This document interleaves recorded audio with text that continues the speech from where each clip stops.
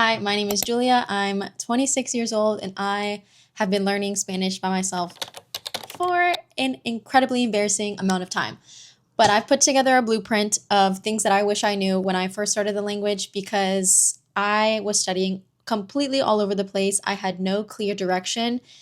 And I'm telling you, if I had that and I stayed consistent with it, I would have been fluent in Spanish 5 years ago. I've created a method of learning Spanish in 3 main phases. So let's start with phase 1. Let's just get right into the video. The first thing that you should do is pick one as your core course of learning Spanish, especially at the beginning.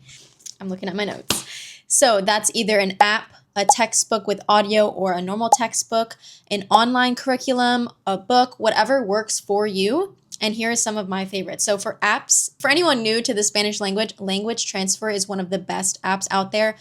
It has a lot more languages on there. So if you're ambitious and you want to learn multiple languages at once, you can do that. Next, I really love Lingo Deer. I actually started using it for Japanese as well, but it's just as beneficial for Spanish.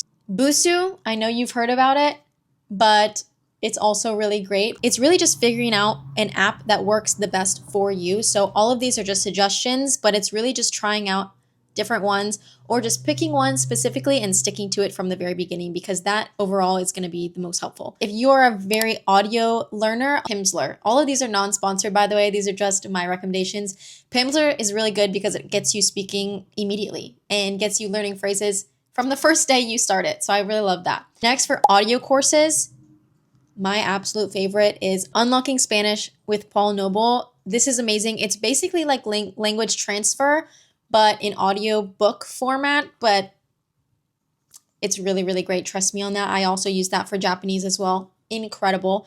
For a textbook, you guys already know, if you know me, my absolute favorite is Madrigal's Magic Key to Spanish. And all of these are, you're going to find, have something very similar to them in the way that they teach Spanish in the approach. So it's really just finding out of these your favorite one and whichever one works best for you. Again, if it doesn't work for you, you're never going to learn Spanish, because if you try to force yourself into a box that, oh, so this method worked for somebody else, so it must work for me, it is not going to happen. Let me tell you firsthand, it's not going to happen. For online curriculums, I really like Spanish websites. So I actually recently found one called lawlessspanish.com. It's completely free. There's a lot of pop-up ads, but hey, it's free. And it goes from basically saying that you have absolutely no knowledge of Spanish whatsoever and just walks you through the complete basics and what you should learn first. Another one that's an absolute classic is studyspanish.com. This is basically like a grammar course. So if you are if you're someone who's really into grammar and you cannot start any language or learn any language without knowing the grammar first, studyspanish.com is a really great one that takes you step by step through the course. And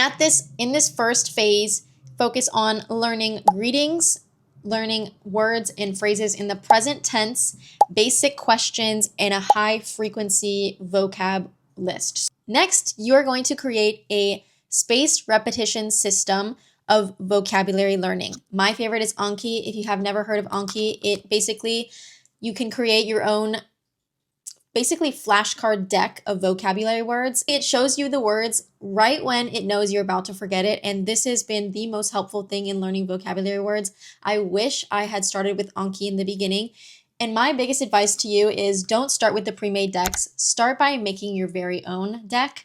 And when you come across in your studies of your course, for example, your audiobook, and you learn a new word, put it in your Anki deck and build the Anki deck based on words that you hear in your daily study or phrases that you heard and you want to be able to say. Start small. If you don't have a lot of time every day, learn 5 new words, learn 2 new words. It does not matter. As long as you're doing a little bit every day, that's all that matters.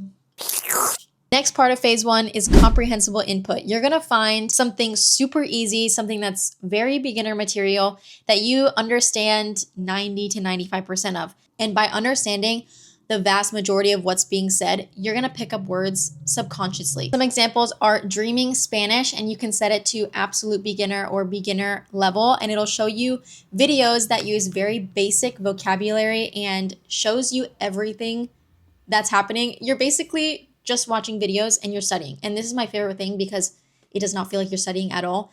Even if it doesn't feel like it's helping at all, I've been doing this and I'll say something to my fiance, he's from Spain, and I'll say like, eso es todo lo que tengo.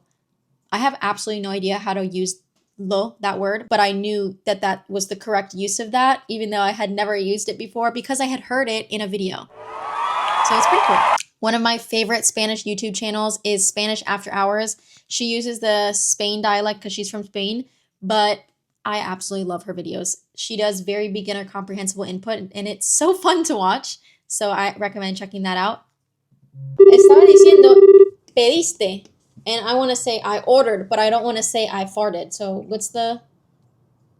You see the context. If you say me he pedido and you don't say anything else, means you farted. And if you say me he pedido un sandwich, then you say then it's fine. Some YouTube channels that I really like are Easy Spanish, How to Spanish, and Español con Juan. The last part of phase 1 is to do some output warm-up. So start forming very basic sentences. Learn how to say things like your name, where you're from, how old you are, things that you like to do. And learn how to also ask those questions back. So even if you're completely alone with Google Translate, learning how to say, my name is, I like this, I have 2 pets, and then learning how to say them out loud, you're golden. That concludes phase 1. So let's get into phase 2. And it's totally up to you when you want to move on to each phase. But I guess when you have a good understanding of all of those things, and you can easily understand now all of the beginner videos that you're watching. So let's get into phase 2. You keep your daily structure routine. You keep going with the course that you chose, whether it's that app, whether it's a book, whether it's an online course, you keep going with that. And if you finished it,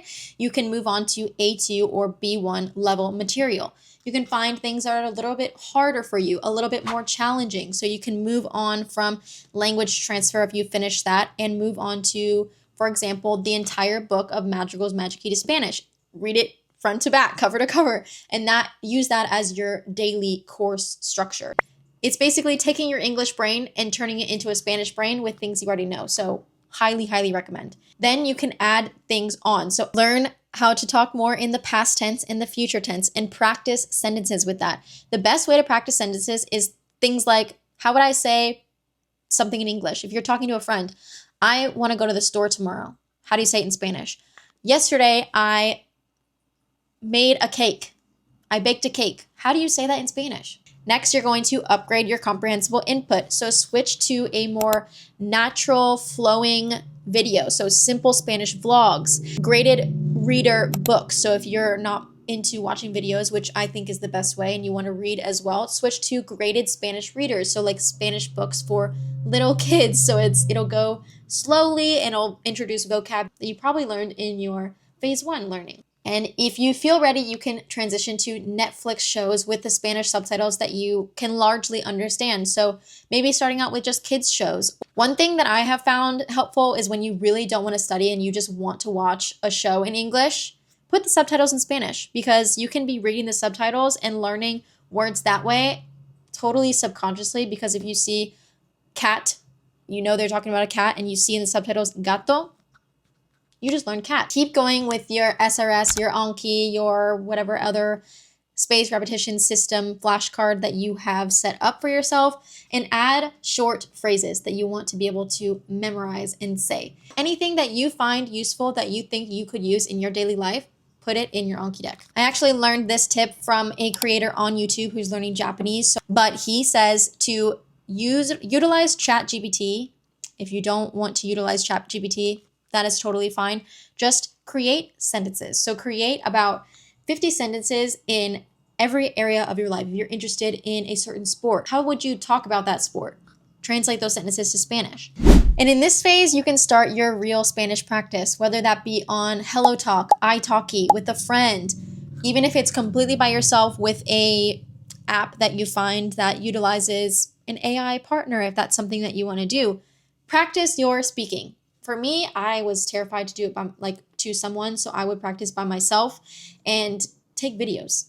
Take videos because it's really going to show you how you evolve in your Spanish journey, and it's really cool to look back on in the future. This is going to bring us to phase 3 of your Spanish learning journey. At this point, you're going to want to put heavy input into your ears and your brain. So you're going to want to watch or listen to at least 1 to 2 hours of Spanish every single day. And to be honest, that sounds like a lot, but if you are getting ready for work that day, listen to a Spanish podcast, listen to a Spanish audiobook, put on a Spanish vlog that you're watching on YouTube from a creator that you really love. Watch a Netflix show as you are winding down and brushing your teeth, whatever it may be. 1 to 2 hours a day is totally doable on your commute, when you are picking up your kids, whatever it may be. Fit Spanish in your day. One tip that I have for this is binge the same creator, because a lot of the times the same people will use the same vocab or, have the same, obviously they have the same accent. So you get used to a certain accent and way of speaking before you branch out to other creators if you're feeling extremely overwhelmed. Another tip is to rewatch episodes or YouTube vlogs or whatever it may be, first time with subtitles and second time without subtitles, to just see what else you can pick up on, what you can understand without the subtitles. And that is a really, really great exercise for your brain. At this point, get in your regular speaking practice. Find people outside that you can practice with. If you can't find anyone, download apps that can help you to practice your speaking. There are plenty of them out there. And if you would like, I can make a list of my favorite apps to help practice speaking. Continue with your Anki, but at this point, you might not need it as much. Just practice, practice, practice. Another one that is insanely useful is create a whole diary in Spanish. Write your grocery list in Spanish. This is how you come across words or phrases or entire verb tenses that you don't know how to say. And that's when you can figure out your holes in the knowledge and really learn the things that you personally need to learn. Words that you don't know how to say, write them in English. And later, translate them. And that is how you learn. At this point, you guys, it's about creating your own Spanish world by listening to as many things as you can in Spanish, watching everything you can in Spanish, talking to people in Spanish, reading in Spanish. And, my biggest tip for you, I'm going to leave you with this. Be consistent with your Spanish. I don't care if you only study 5 minutes a day. That is going to get you farther than not studying for a week and then studying for a week and then not studying for a week and then studying for a week. Keep your system small. Don't branch out and try all these different methods all at once. Maybe at the beginning, if you're trying to figure out what works best for you, try a few and then pick one and stick to it. That's what's going to keep you from getting overwhelmed, because there's so many ways to learn Spanish out there. So many ways. But instead of trying to grab a little bit of everything, find a system that works for you. I have a video posted that I'll link here of my favorite resources that I had at that time to learn Spanish, but I can make a new video about my favorite apps or resources, an updated video, if you will. So if you're interested in that, let me know. And happy studying. I believe in you. Puedes hacerlo. Happy Spanish learning. Adios.